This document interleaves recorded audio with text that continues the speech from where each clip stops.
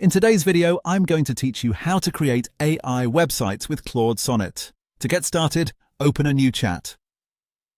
Beginning with a fresh conversation helps keep everything organized and gives the AI a clean space to focus on your website request.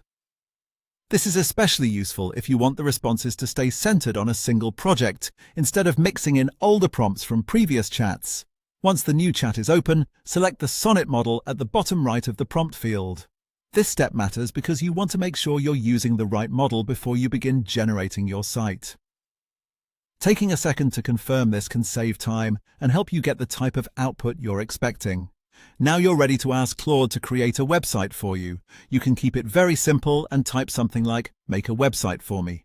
If you already have a clearer idea in mind, you can include more detail in your prompt, such as the type of website you want, the tone, or the overall style. The nice thing's that even if your prompt is short, Claude will usually ask for the necessary preferences it needs to continue, like what the website is for and what kind of design direction you want.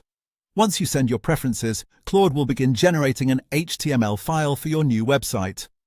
This is the stage where your idea starts turning into something usable. Depending on what you asked for, it may create a simple landing page or a more detailed layout. If you want the best results, try to be clear with your preferences when it asks, because better input usually leads to a better first version. After the website is generated, Claude will also show you a preview. This makes it much easier to quickly review the structure, design, and content without needing to set anything up yourself first. If everything looks good, you can click Download to save the file to your device. That gives you the actual HTML file, which you can open, edit, or use as the foundation for your project. And if the first version isn't exactly how you want it, you can keep going.